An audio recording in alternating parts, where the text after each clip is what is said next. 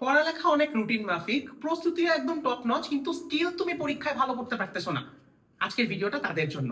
পরীক্ষার খাতায় একটা টপারের খাতা কিরকম হওয়া উচিত সেটা আমি নিজের জীবনের এক্সপিরিয়েন্স থেকে, আমার ফ্রেন্ডদের থেকে, বন্ধুদের, জুনিয়র সিনিয়র সবার থেকে দেখে এই জিনিসগুলো আমি একত্র করেছি যে পরীক্ষার খাতায় টপারদের সিক্রেটটা কি কি এমন থাকে খাতার মধ্যে যেটার কারণে তারা টপার আর তুমি সেই টপারটা হতে চেয়েও পারছো না তোমার প্রিপারেশন থাকা সত্ত্বেও। তোমাদেরকে তিনটা টিপ মূলত আমি শেয়ার করবো। সো প্রথমেই বলি যে মার্জিন আর স্পেসিং আমাদের একটা মূল প্রবলেম কি, আমরা পরীক্ষার খাতায় এই জিনিসটাকে এত খামখেয়ালিপনা করে দেখি যে আমরা পরীক্ষার খাতার মার্জিন দেই না, খাতাকে ভাঁজ করি। ধরো এটা তোমার খাতা আছে, তুমি খাতার দুই সাইড উপরে আর মাঝ এক পাশে ভাঁজ করে তুমি পরীক্ষায় বসে যাচ্ছ, ওইটাই কিন্তু তোমার খাতার ফার্স্ট ইমপ্রেশন। আমরা সবসময় first impression is the last impression. তোমার খাতার ওই জায়গাটা দেখেই কিন্তু টিচার মনে করে আচ্ছা ও তো পরীক্ষার ব্যাপারে সিরিয়াস না, ও মার্জিন করাটাই চিন্তা করে নাই। লেখার মধ্যে এরপর মার্জিন ধরো তুমি করছো কিন্তু তোমার লেখার মধ্যে কোনো স্পেস নেই, তুমি এভাবে এভাবে এভাবে এভাবে লিখতেছো, আর একটা ছেলে এভাবে লিখতেছে, ওর লেখা কিন্তু সুন্দর দেখা যাবে, মানে কিন্তু এটা না এইভাবে এইভাবে এইভাবে লিখবা, সেটা কিন্তু কোনো সলিউশন হইতে পারে না। সো মার্জিন এবং স্পেসিং যেন একদম টপ নচ থাকে।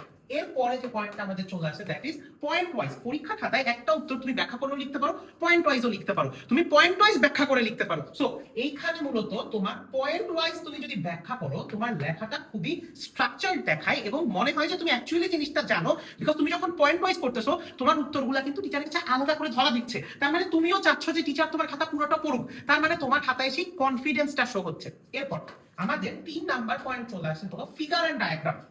এটা যদি আমি বায়োলজির ক্ষেত্রে বলি ফিগার এন্ড ডায়াগ্রাম, ফিজিক্সের ক্ষেত্রে ফিগার এন্ড ডায়াগ্রাম, যদি আমি কেমিস্ট্রির ক্ষেত্রে বলি রিঅ্যাকশন, যদি আমি তোমার ফিজিক্সের ক্ষেত্রে আবার বলি, ম্যাথের ক্ষেত্রে বলি ফর্মুলা। তোমার পরীক্ষার খাতায় তুমি ফিগার, ডায়াগ্রাম, রিঅ্যাকশন, ফর্মুলা এগুলোর প্রয়োগ যত বেশি দেখাতে পারবা তত ভালো হবে। ধরো তোমাকে বললো যে পাকস্থলীতে কি বিক্রিয়া হয় যখন আমরা অ্যান্টাসিড খাই, আমরা কেন অ্যাসিডিটির জন্য অ্যান্টাসিড খাই, ওই কোশ্চেনটা ব্যাখ্যা করেও লেখা যায়, বিক্রিয়া দিয়েও লেখা যায়। বিক্রিয়া লিখলে তুমি 1 মার্ক বেশি পাবা, বিক্রিয়া না লিখলে তুমি 1 মার্ক কম পাবা। কি বলতেছো 1 মার্ক কি খালি না?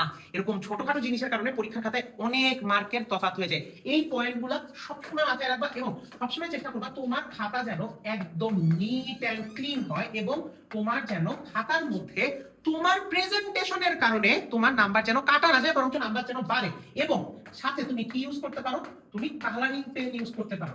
এই সবগুলা টিপ কিন্তু জীবন থেকে নেয়া, ভাইয়া নিজে জীবনে অ্যাপ্লাই করেছি এবং মানুষকেও বলতেছি অ্যাপ্লাই করতে, এবং আমি অসংখ্য আমার বন্ধুদের অ্যাপ্লাই করতে দেখেছি।